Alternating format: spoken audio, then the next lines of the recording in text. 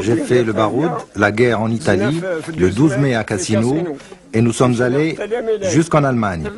Nous avons fait la guerre d'Italie, nous sommes revenus, puis nous sommes repartis en France, et nous avons débarqué à Marseille. J'ai fait le Baroud, la guerre, la campagne d'Italie, de France et d'Allemagne. J'ai fait la guerre de France, d'Italie, d'Allemagne, je suis revenu au pays et je suis reparti pour l'Indochine.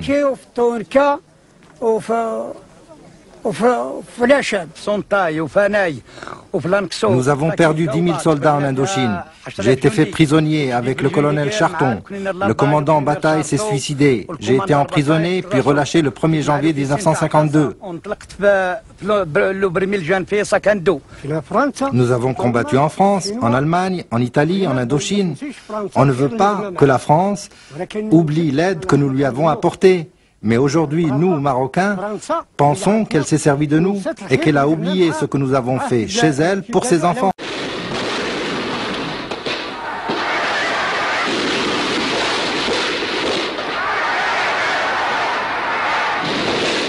Dès le début du siècle, la liberté, la poésie et la violence de ceux qui allaient devenir nos plus farouches adversaires, avant de combattre à nos côtés, fascinaient les premiers écrivains et peintres partis à la découverte d'un Maroc qui faisait à l'époque peur autant qu'il attirait.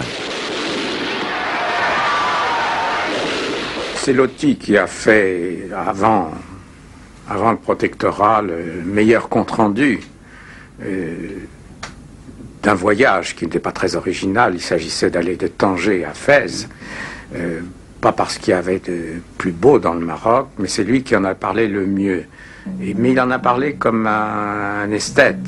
Et en fait, il voyait bien, il sentait que le Maroc éternel était menacé par la civilisation.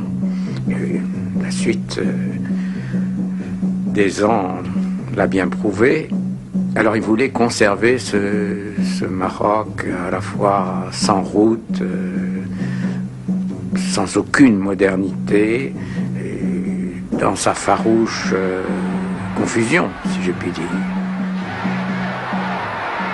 Les Français trouvent en 1912 une armée marocaine qui avait essayé de se régénérer à la manière de l'armée ottomane, de se moderniser, mais qui est en pleine déconfiture. Ça ne marche pas, ça ne prend pas, cette modernisation.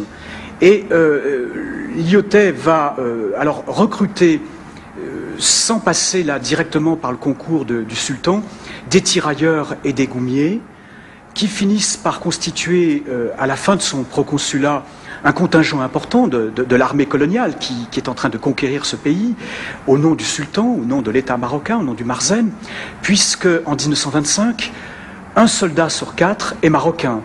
Et ces soldats participent à ce qu'il est convenu d'appeler, il faut bien sûr mettre des guillemets, la pacification. L'achèvement de la campagne du Rif est opéré par la première division marocaine, qui avait vraiment là le fer de lance de la trouée contre Abdelkrim.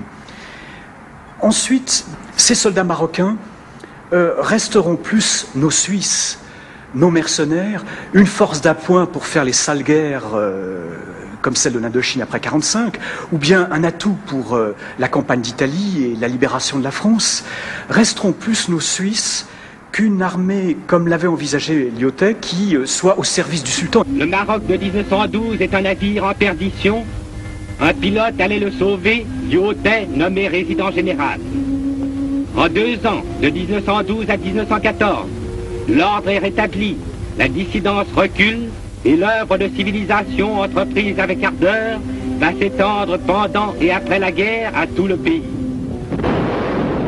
Pacification ou répression, au-delà des mots, c'est bien de guerre qu'il s'agit, et d'une guerre sans pitié, où la férocité berbère est largement compensée par les effets meurtriers, pour les civils comme les combattants, des armes lourdes des colonnes mobiles françaises. On se défendait avec des pierres, avec tout ce qui nous tombait sous la main. Il y avait bien quelques mousquetons, mais pas grand-chose. Vous savez, nous étions des civils, et vous connaissez la situation des civils. Par contre, de l'autre côté, ils étaient très bien équipés. Leurs canons bombardaient de loin, la montagne est là-bas. La colonne mobile est arrivée de tous côtés, par Mermoucha, par Boulman et par Skoura. Ils ont bombardé les Aïtzgharouchen, réfugiés là-haut sur le Tichoukt. Ils avaient aussi des avions. Il y a eu beaucoup de tués.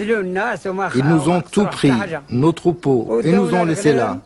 Il y a eu beaucoup de morts. وكاين واحد القائد كيقولوا القائد الحسن الله يرحمه جابوا مع فرنسا مع القوه ديالو حتى مات في الجوا هوزوا لهنا الكلاوي اللي هما. Ils sont descendus jusqu'ici et pour nous obliger à nous rendre, ils nous ont pris tous nos vivres, toutes nos bêtes. Ils ne nous ont laissé que le minimum, une mule pour travailler. Celui qui en avait deux, les Français lui en prenaient une.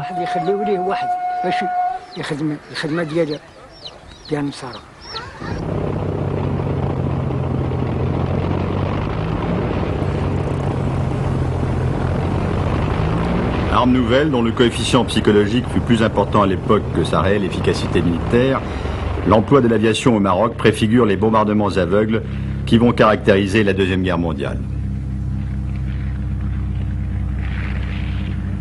La France est arrivée à pacifier le Maroc grâce à l'aviation, surtout grâce à l'aviation. Oh, s'il n'y avait pas d'aviation, je crois qu'ils ne seraient pas vaincus, les Marocains. Moi, j'étais jeune, j'avais 12 ans. On était dans la tente mosquée. On faisait l'école coranique. Il y a un maître qui est à côté de nous. Il y a deux avions qui surgissent. Ils ont bombardé atrocement. Nous, les petits, nous avons pris la fuite dans la forêt. Nous sommes grimpés sur des arbres. Le frère était assez vieux, il n'a pas pu s'enfuir, il a trouvé la mort.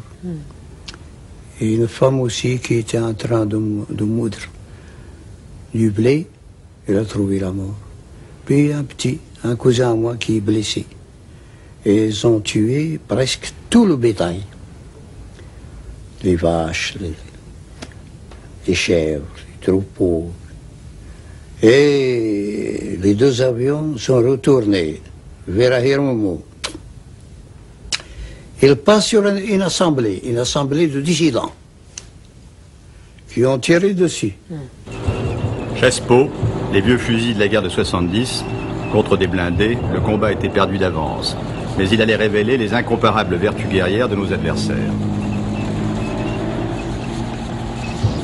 Celle qui fut la plus populaire de nos guerres coloniales fut aussi une des plus longues et des plus meurtrières.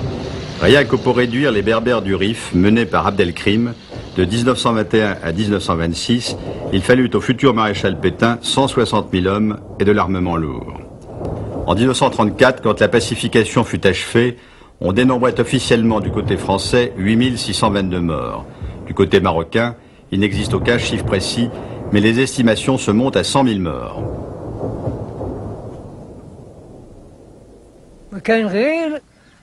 Une fois qu'on s'est rendu, on nous a imposé des corvées.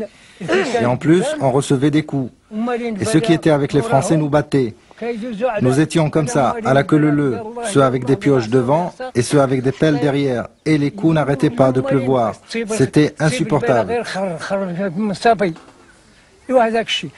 Et celui qui refusait les corvées était tout simplement jeté dans la rivière. En plein hiver, il faisait très froid. Et certains en sont morts. بلا العافيه بلا حتى حاجه شحال من واحد مات